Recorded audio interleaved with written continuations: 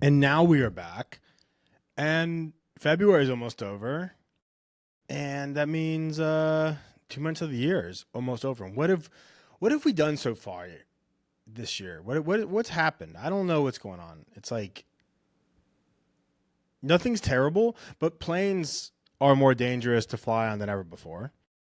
Planes aren't landing safely anymore. That's scary.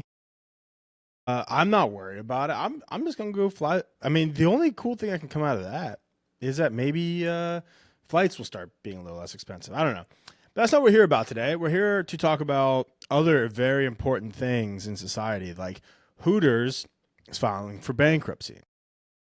And I know what you're thinking, like, how could this have happened? Like, what has happened in our world where Hooters is like, hey, we're not making enough money, like, gotta file for bankruptcy. Is it the price of the chicken going up? Is it the cost of kitchen laborers? Is it the difficulty to maintain a building and provide all the cutlery and napkins and plates? Or is it just hard to pitch the American dream that, hey, come work at Hooters, look really hot, and like all your dreams can come true? When Instagram is like right there, you could do the exact same. You could do so much less work and make so much more money just dressing like a Hooters girl on Instagram. That like you don't even have to go serve the food unless you want to. There's nothing wrong with that. I've served a lot of food in my life. Just I've never looked as hot as a Hooters girl doing it. I've never looked as hot as like most people like serving food before. I've never been looked at as a person who serves food and someone's like, they're hot. I hope they serve me food today. Never, that's never happened before. I don't know what else could really call. I think what everyone was tired with Hooters was like, do you really want to go eat some pretty middle of the pack wings? Like good, like very serviceable. Like they deserve in that serviceable wing category. Let's go get wings and maybe awkwardly get hit on by a waitress who you know is doing the same thing like six other tables. Like you see them doing the same thing. You're like, she just called that guy cute too. Like, what is this? Like this thing, it was man, a hell of a time to be alive during the heyday of Hooters. If you were like like someone in the '90s that got to spend a lot of time at a Hooters, I bet that was the best time like ever to be a guy at Hooters. I think it's lost its luster a little bit. I think the restaurant game has kind of lost like people are kind of like, yeah, it's just we got the internet now. Like almost seeing boobs like isn't as cool as it used to be. It's still pretty cool. You know what? Let's save Hooters. Can we start a GoFundMe? I mean, let's get Hooters back to a situation where they're they're in charge. It's where like the boys want to go after stuff. Let's get a GoFundMe started, and maybe they switch to like a straight wage situation. Like pay the servers $50 an hour. Just do it. They'll be happier. It'll be a better option for them. Like no one knows who to tip anymore. It's all a disaster. And meanwhile, you're a Hooters girl. You're grinding out there to get a tip, and dealing with all these disgusting old men. Just pay them $50 an hour, and they'll be fine. Business will be booming. The girls will be happy. You have better product out there. The wings will still be greasy and gross, but hey, but who cares? I hope Hooters makes it. Um, the New York Yankees are now going to start allowing players to have beards, which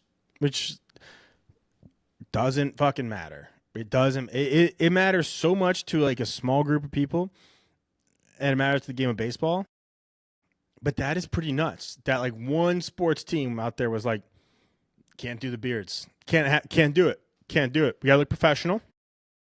We gotta look like we're a real tight group of individuals walking into a boardroom to play baseball.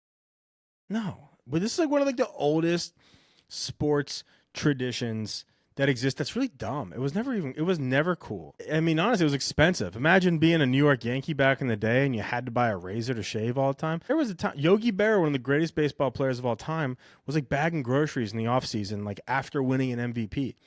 He was probably doing it for a discount on the razors.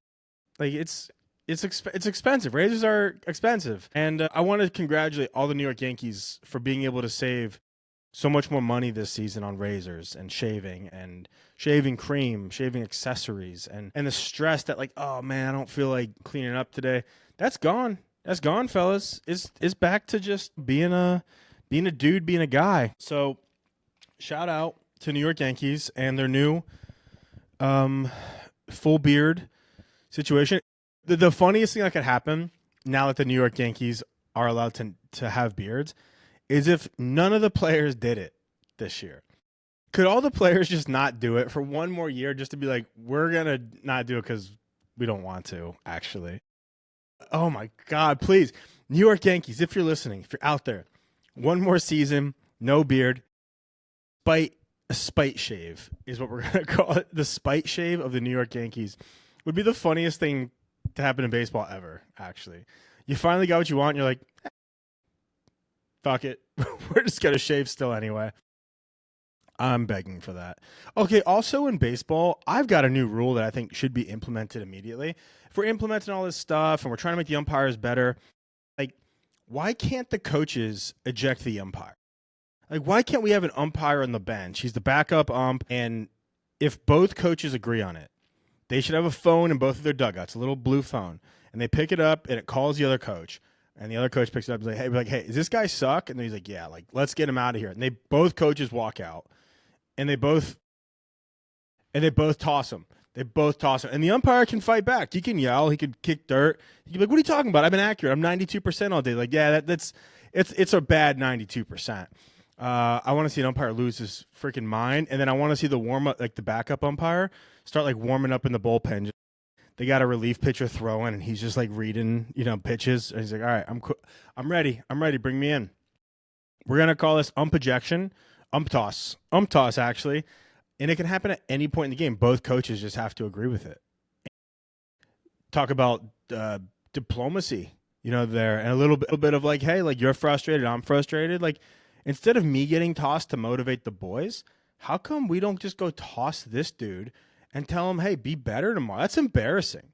You get kicked out of your job. Imagine any job you got kicked out of somewhere. If you're frying French fries at McDonald's and they're just coming out too crispy or too soft, it's like, hey man, we gotta put you on fountain drinks the rest of the day. You can't. You're screwing up all these fries. Ump toss coming soon. New baseball rule. Also, I find it like the phrase that we're using for guys these days, big dog. It might be the best thing we've done in a long time as a society, because big dog is somehow it can apply to anyone or anything. It's better than saying boss. It's complimentary. It doesn't mean you're fat. It doesn't mean you're jacked. It's like, hey, you're one of the big dogs. Like, hey, big dog. Can you pass me the ketchup, big dog? Hey, big dog, where do I park? I don't know, big dog. What else we got for big dog? I think it gasses you up as a guy. I think that's why people like women aren't liking it, because it does gas you up a bit. When someone's like, hey, big dog, and you're like, what's up? Like, it feels cool to be called big dog and to call someone big dog. I think it's only compliment, because saying boss just sounds. Who calls a stranger boss? I don't. It's not. It's confusing. It's confusing. I feel like I need to pay them. Fill out this I-9 so I can make sure you have a W-2 at the end of the year. This is ridiculous that we're just calling people boss. But big dog kind of does a little bit different. It's a little different of a feeling. So maybe big dog's the new thing. Instead of, maybe Hooters should open up another chain of, call it Big Dogs, and the people that work there would be the same ones that work there, but like it would just be like targeting the boys. It'd be like, yo, this is where the big dogs come and eat wings. I don't know, this is so stupid. We got something here today. I hope so. It is the end of February. February blues are upon us, but it's supposed to be March, and March is going to be awesome. March is going to rule. Take it easy. I love you.